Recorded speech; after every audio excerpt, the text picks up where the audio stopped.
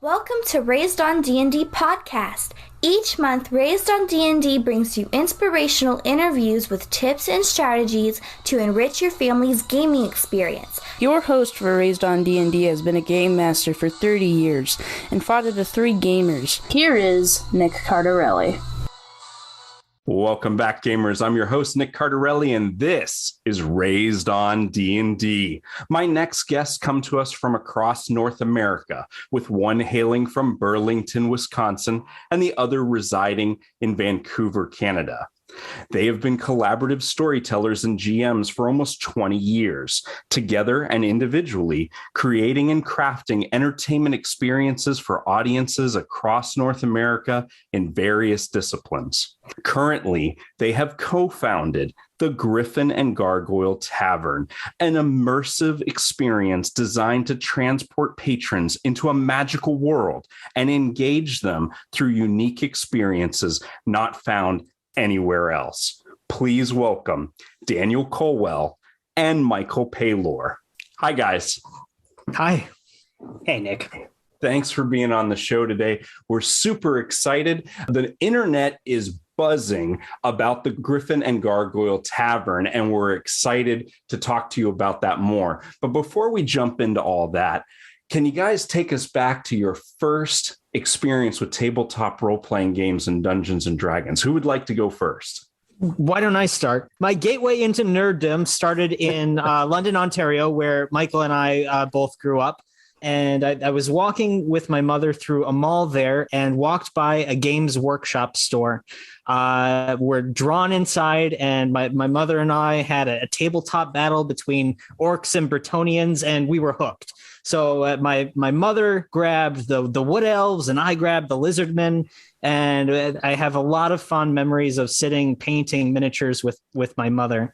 Once I became friends with Michael, he and I were in a performing arts troupe in London there. And we connected over our mutual nerddom and together played a lot of Vampire the Masquerade when we were young there. Then I moved back to the States and got involved with Dungeons and Dragons 3.5 edition. Found my way to the Society for Creative Anachronism and was swinging swords all through high school there. And then after college, found my way to Wisconsin, where my now wife was, and found a great community in the Lake Geneva area here, which was the birthplace of the Dungeons and Dragons role-playing game. And it's been a phenomenal experience getting to know this amazing group of people that were so instrumental to creating this genre that we're enjoying today. Wow, that's amazing, Daniel. So you ran the whole gamut from wargaming to tabletop role-playing game to no one will ever call the SCA LARPing, especially not to our SCA fans. However, so you've experienced the LARPing experience and then making your home near Lake Geneva, the birthplace of Dungeons and Dragons. That's amazing, Daniel. Thank you for sharing that with us. Michael, what was your experience like? Yeah, absolutely. So actually, very similarly to Daniel, Warhammer was my original and kind of formative exploration to the gaming genre. I started with Skaven, and I've been looking for opportunities to play were-rats and other verminous creatures ever since, completely belying my last name of Paylor, of course. Lawful good is not my alignment. But I started with Warhammer, much the same as Daniel, and then actually moved into LARP with Vampire the Masquerade, and then moved from there into tabletops. Most people start at the table and move into LARPing. I went the other direction. Which I think was really fed from my theatrical background, working in the kind of arts entertainment genre. Moved from Vampire the Masquerade into Dungeons and Dragons, and then from there I have a whole bookshelf of RPGs that I do not have the time to play, but I do my best to explore into them as much as possible. I'm really hooked on Dread right now. If you and your listeners haven't tried it, I highly recommend it. No dice, a Jenga tower, which really gets the heart going. Definitely a fan. But Dungeons and Dragons, of course, especially 3.5, which I kind of grew up with, is so modular, so crunchy and granular. There's so much to explore there. And with the advent of 5th edition, of course, I've been able to bring more and more players to my table. So that's really been my focus the last, I'm going to say probably 7 to 8 years. And this opportunity to work on something deeply embedded in the genre with Griffin and Gargoyle has been so wonderful. And watching people react to it with such excitement, it takes me back to those first experiences as a kid with Vampire the Masquerade and with my first forays into Dungeons and Dragons, and that childlike excitement. It's truly wonderful. It's been humbling for sure, watching the reactions come into the project and these first images that we've been able to release. That's fantastic. Now, fast forwarding, you both are married, and Daniel, you're a father. Is that right?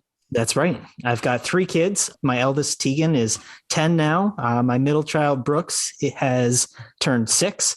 And my only daughter, Adrian, turns 3 in December here. So coming right around the corner. And that's fantastic. Have you already introduced them to tabletop role-playing games? I have. We've actually done a number of things. It started with, I've got my book up on the shelf here called Amazing Tales, which is a great RPG system for kids that doesn't really introduce failure into the equation. It just raises the stakes as you go. So that was a great entry sort of into the genre, even for my 6-year-old. And then Mouse Guard was the next one that we got into. My son Tegan really loved that game and sort of the Redwall elements associated with that. And then lately he's been at my table for Dungeons and Dragons. In my campaign that we recently started, he and my wife share a character. My wife plays a Warforged that contains the soul of this child that she's protecting. So when my wife is working at the pharmacy and can't join us at the table, my son steps into the role for our schizophrenic Warforged. So we've had a lot of fun at the table with that. That is fantastic. And it's great that it's the whole family experience with your wife and your children all at the table. And Michael, you don't have any children as of yet, but does your spouse also play tabletop role-playing games with you? Yes, they do. We don't have any children because I'm childish enough for a whole household full. Yeah, we do play quite a lot together. They're in my kind of ongoing campaign, and I have about 500,000 one-shots that all try desperately to take up space in my brain at once. So once a week we go through something new and exciting and kind of crazy. My brother joins us and his partner sometimes as well, and we've got a couple of friends in the area. But I find that it's really good to be able to have my partner at the table. It's good to be able to, work through kind of some of the frustrations that you get after 10, 15 years worth of relationship at kind of a lower stakes environment. But yes, they're pretty constant presence at my table. And that's fantastic. Now, you guys might not know, but I have 3 children. My youngest just turned 13, so now they're all teenagers. It's quite exciting. But as we've been gaming now for 11 years. So we started them off very early on. And back in those days, there were not as many children-centric tabletop role-playing games as there are now.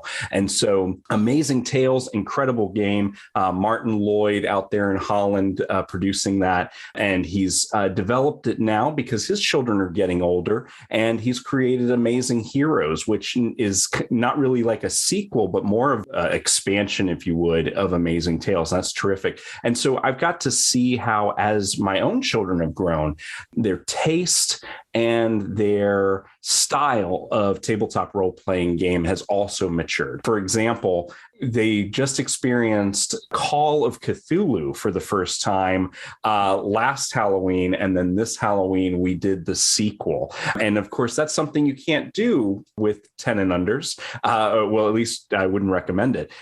And so as they get a little bit older, not only does the game can become more sophisticated, more complicated as far as rules, and more mature as far as content, but things like games like Dread are things that you want to save for when you have older teens. I personally never got to get into Games Workshop Warhammer until my middle son said, I really love 40K. But I've played Palladium, Vampire the Masquerade, of course, when it came out, Dungeons and Dragons 3.5. Actually, all of them since second edition. So all those things. So it's very exciting to speak with people who grew up in different places, and we all have very similar gaming backgrounds. It just makes the world a little bit smaller and makes that game table a little more intimate.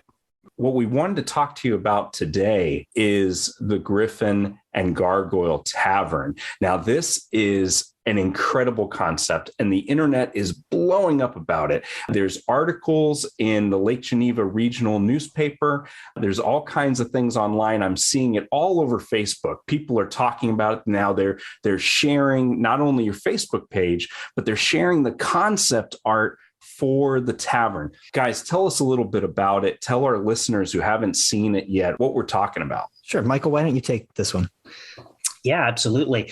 So the tavern itself was, as Dan said, I believe at the beginning here, kind of a brainchild that started primarily during the worst of the lockdown. A lot of time spent during COVID doing planning, working on kind of the initial concept. And then, of course, Dan reached out and engaged an architecture firm, which is where a lot of the images come from. Basically, the tavern itself is just one single piece of a much larger, immersive, unique experience. We want to be able to bring people into our homebrewed, unique world and tell a story with them, not just have them come in and order a meal and see some interesting art, but to actually engage with the world that we've created, participate in the story, and actually have a measurable impact on what they're seeing. As soon as they step through our threshold, people are going to be completely immersed in this experience and in this world. It's been incredible. And as Dan said before, incredibly humbling to watch the response to the posts that we've been making, to watch people react to the images, and to finally, after so long planning, be able to invite people into a small fraction of what we have planned. The reaction's been amazing. I think that is probably one of the most alluring things about the Griffin and Gargoyle Tavern is the idea that my family and I were to make a pilgrimage up to Lake Geneva to visit places like the Dungeon Shop Museum, the Lake Geneva Games, to go to Gary Con, and to be able to stop off in a place like the Griffin and the Gargoyle, and not just, like you said, not just get a meal, but going through the doors, be transported to this fantasy realm and be immersed in the story that's being played out around us and with us. It's incredible, and it's incredibly ambitious. Can you guys tell us a little bit about the challenges moving forward? You've got the concept, you've been working on it for a long time, but now there's some nuts and bolts. There's the city of Lake Geneva has got to approve a lot of things. What are some of the other challenges you guys have made on the road to the Griffin and Gargoyle? Sure. Well, we've been able to tackle a lot of those challenges with foresight and time. As we went through the pandemic, my day job is running a movie theater in the Lake Geneva area. And of course, during COVID, everything shut down. And there was even a period of time for a month where I was furloughed, and I was at home. I was like, you know what? The Griffin and Gargoyle is my full-time job. And so I treated it like work every day. Came downstairs. We drew a lot of inspiration from immersive experiences like Disney's Star Wars Galaxy's Edge and like Universal's Wizarding World of Harry Potter. But what those locations can't offer is a meaningful way for customers to participate in the story. Because it's all based on canon material, it's certainly easier for customers to step into it because they've read about the story. They know what to expect and who they're going to meet when they're there. But they don't have a way to meaningfully tell their own story within that world. And so with our backgrounds in theaters, that's something that was really important to us, that how can we channel those empathy building elements that we love about collaborative storytelling and welcome the customer into it in a zero stakes way, so that if grandma shows up with zero experience of Dungeons and Dragons except some news articles from the 1970s, how can we make a great experience for her that she walks away feeling empowered and like she has had a great time? But you have your 14-year-old kid who's passionate about character creation and wants to understand the story of the Griffin and Gargoyle, we actually have a team of 8 creatives, authors, and the like that are helping to build the mythology and story around how the Griffin and Gargoyle was founded. And then we're working with scenic designers, Brassing Studios out of Chicago, to take that story and translate it into the architecture of the space, so that if you want to just come for a great immersive dinner, you can do that. But if you want to explore the story and the mysteries surrounding the Griffin and Gargoyle, there are going to be clues that lead you on a journey through our space as you go, to really explore and unlock the mysteries that we're tying into the experience. Truly one of the greatest joys of tabletop role-playing for me anyway is that everybody of any experience level is able to participate. And through their participation, whether they're just there to roll dice and have some fun, or whether they're there to really delve into the human experience, everyone at the table sees the impact that they're making, and they see the change to the storyline and the world around them as they're gaming. That is really something that we wanted to bring into this experience. Anybody can come and participate at any level, but still see the world move around them. And that's phenomenal. And guys, I got to let you know, I live right smack dab in the middle of Central Florida. I live in a little town that no one's ever heard of called Lakeland, and it is literally 45 minutes to the beach and 45 minutes that way to the Disney World. Okay. And so here in Central Florida, we have a very unique perspective when it comes to entertainment, and especially entertainment and dining and things like that. Not only do we have the big names like Disney and Universal Studios and those sort of things, where we've experienced Galaxy's Edge and the Wizarding World of Harry Potter, we're also familiar with smaller venues here in Central Florida, like the Cloak and Blaster, which is a gaming tavern where you play tabletop games or video games, while also they serve meals and drinks. And then we're used to also performance theater, places like the Pirates Dinner Theater, where you sit down at a table and you watch a interactive pirate show while enjoying a meal, and you might sing along with some songs, or might even get up and interact with the pirate characters. But when we talk about the Griffin and Gargoyle Tavern, you're talking about something on a whole other level than that altogether. For our listeners who are used to venues like I've described, help us understand how the Griffin and Gargoyle is going to be that much more role-playing-esque and less dinner theater. Sure. Well, I'll start by saying that if you enjoy those sorts of experiences, we anticipate that you'll also enjoy what we're offering at the Griffin and Gargoyle.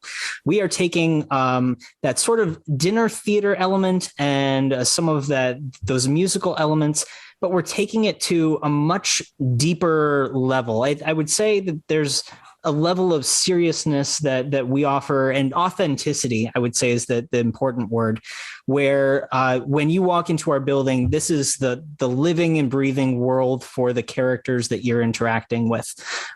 So that there's less wink and a nod going on, and more this is the experience, and drawing you into our world, and allowing you to participate by creating your own fantasy character if you wish. And we're looking at developing a loyalty program where, as you visit multiple times, your storyline within the Griffin and Gargoyle continues to grow and develop. And you can even have an effect on the ongoing story of what's happening at the Griffin and Gargoyle as you come from season to season, from event to event, as the years go on. That is phenomenal. A real living campaign, as it were, inside the tavern, developing and going on. And now my understanding is, from everything that I've read online, there is also even more activities beyond the dining room. You guys are going to have axe throwing. Now, this is something new for us here in Central Florida that's just kind of emerged, and we've luckily been able to take advantage of that. And I've gotten to experience a couple of different axe throwing venues. I've always been a fan of axe throwing from my younger days, going to Renaissance festivals, and having fixed locations where that can happen has been a huge benefit. So now the Griffin and Gargoyle is also going to offer that as well. That and a number of other things, yes. So we can't talk a whole heck of a lot about the lore behind the Griffin and Gargoyle at the moment. But what I can let you know is that the Griffin and Gargoyle within our storyline was founded by a group of adventurers, and each of those adventurers have brought their own flavor into the mix here. Based on their impact and the founding of this wonderful tavern and other experiences, there are going to be offerings and products and services provided that really reflect the personality and predilections of those adventurers. One of the greatest examples is, as you've said, the axe throwing. We have our announced barbarian in the basement and the axe throwing experience. So that will be also an area where you can sit down, have a little bit of food, maybe order some ale or whatever tickles your fancy, and with a group of your friends, enjoy that experience. Maybe compare scores with other adventuring parties next to you. And then all the other founders of the Griffin and Gargoyle, of course, have left their mark and will provide other opportunities and other arenas for you to experience that same immersive storytelling element with maybe a bit of a twist. Terrific. Yeah. Daniel, you wanted to add more to that? Well, just mentioning, so the Griffin and Gargoyle Tavern is the heart of the experience. But also attached to the Griffin and Gargoyle is what we're calling Curated Curiosities. So that's our wizard's antiquity shop. We're going to have a variety of handcrafted items from Etsy artisans from all over the country and all over the world on a constant rotation that makes it so that every time you come to the Griffin and Gargoyle, that there are unique things in that shop space that you will have never seen before. And then on the second floor, we have the Gnome Alchemist, which is our steampunk themed molecular mixology bar. So we're going to have specialty cocktails and drinks with unique ingredients, and we're going to have dry ice infused beverages up there. So you down in Florida are a little more familiar with the variety of those specialty cocktail locations. So some of that will feel a little bit familiar, but in all of these spaces, you'll be interacting with our staff members that will give you information about the story and the world that you're in. I love the idea that there are different locations in the tavern, not only appealing to different demographics that might be making the trip to Lake Geneva and making the trip to the Griffin and Gargoyle, but it also encourages you to explore the entire location and interact with characters in all points to get more and more of the story and interact with it and influence it and all that. That is incredible. Genius planning. Fantastic. Yeah, it's extremely important to us. I think Daniel mentioned before that there are seasons and events and various things. There isn't just a static story where you can speak to everybody and explore, but it's exactly the same every time you're there. There is an ongoing lore, story, and plot line which can advance based on various things and various seasons and events as we move forwards. And being able to explore each of those areas is going to, of course, help you piece together bits of that lore and further enrich your experience as you move through actual physical time. This is all so phenomenal, guys. Everything we've talked about the tavern and all the different experiences that we're going to have there. But the other thing that I was thinking about is we're tabletop gamers. We love to play tabletop. Is there going to be a part of the tavern where we can come in and sit down and maybe my gaming group can sit down and play tabletop role-playing games? Absolutely. Well, I mean, the main tavern itself is going to be fairly large. If you and your adventuring party want to sit down in the crowd and roll some dice, we are not going to stop you. But for adventuring parties that are looking for a little bit more of a private experience, we will actually have 6 individual gaming rooms that can be rented. So you and your group can come in, have a more private experience, table service even within there, and run your game for as long as you've rented the space for. And I'll be honest with you, there has been many a times when my wife, who's also a gamer, has said, I don't want to have to worry about having the house ready and, the cleanup afterwards and things like that. Can't we have it somewhere else? And we have played Dungeons and Dragons in private venues at restaurants with the permission of management, folks. We're not telling you to just take over restaurants, okay? But we've gone in there, we've said, hey, we're going to run D&D. We're going to be in here for X amount of hours. How much would that cost? And can we have a service for food at the same time? And some of the venues have been like, if you're ordering food and things like that, well, that's good enough. So the idea, and I'm again, another reason to be jealous of the folks that live around Lake Geneva is the fact that they'll be able to go to the Griffin and Gargoyle and run role-playing games in a private room and be able to have the full menu of drinks and food available to them is amazing. Just incredible. Thank you. Yeah. And one of the things we're also doing that we haven't mentioned yet, on the weekends, we're planning on having a special, we're calling it like cultural tourism experience, where somebody with zero previous role-playing experience can come in. We'll have a 4-course meal gaming experience where our professional dungeon masters will take you from character creation through a one-shot adventure over the course of a meal. So if you want to bring friends and family that have never played before, this is going to be a great gateway to getting them introduced to the idea, so that maybe they'll be more comfortable gaming at your house as well. Fantastic.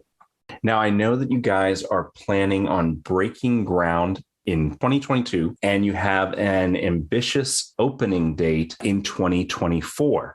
Now, as of this conversation, how on point are we with those dates? Sure. Well, initially, our goal was to open for March 2023 for the release of the Dungeons and Dragons film that is going to be coming out in March of that year. But as we go here, we're still sort of dealing with some of those supply chain issues when it comes to things like lumber and those sorts of things. And our number one goal is we don't want to be cutting corners as it relates to the customer experience in this space. Everything in our building that the customer can touch and feel will feel authentic to the world. And so taking that extra time, giving us that whole extra year to really build our artist relationships and get those spectacular pieces that are really going to sell the experience. So that really led to the decision to delay it to 2024, because we really wanted everything to be polished and ready for the 50th anniversary of the creation of Dungeons and Dragons in the place where it was born. So we're really planning for our space to be a celebration of the tabletop role-playing genre when we open. That is incredible. On top of that, I know there are people at home listening and they're saying, how can I help? How can I be a part of this experience before the ground is even broken? Is there a way for people to support financially? Is there going to be crowdfunding? Is there going to be investment opportunities? And I know it's a very small group of people that might be thinking in these dimensions, but I know that there are people out there wanting to help. What would you say to them? Well, we're going to have a lot of ways for people to get involved. We're planning a Kickstarter for the spring, less as a fundraising tool than as a tool to share with everyone that's excited about our project some of the cool things that we are working on creating at the moment. We are still, of course, currently lining up our investment pool, and that's being finalized in the next couple of weeks here. There are some opportunities in there still as well. But if people really want to be involved, we have a growing community, both through our Facebook page and through our Discord group, which has grown astronomically over the past few days. Fantastic. Yeah. I'm going to provide all those links to the griffinandgargoyle.com, which is your website, and the Facebook page as well, in the show notes, so folks will be able to find you very easily. That's amazing. And yeah, honestly, one of the greatest things people can do, anyone can do if they'd like to help, continue sharing your excitement. It's been wonderful and humbling to watch people's reactions to everything that we've been working on. And it's definitely rocket fuel for us to see the excitement kind of blow up across the internet over the last few weeks, but very specifically over the last few days. Continue to share, continue to post. Tell us that you're excited. Tell us that you're happy. We love that. And with all the things that have happened over 2020 and bleeding over into 2021 with the COVID crisis, it's amazing that members of the gaming community, such as yourselves, have taken that opportunity, even in the midst of financial uncertainty with your own day jobs and home careers, and taking that opportunity to say, you know what, I'm going to take this time to work on my passion, and I'm going to create something that's going to make the world better, not only for the gaming community, but for all the people in my area. And that is phenomenal. Thank you so much. Thank you for your positivity. Thank you for your foresight. Thank you for your vision. And we're excited to experience it, to participate in it, to get the word out about it. And most of all, we're excited to visit the Griffin and Gargoyle Tavern in Lake Geneva 2024. Well, thank you, Nick. It's been a pleasure to speak with you and your audience today. Very much appreciated. Thanks, Nick.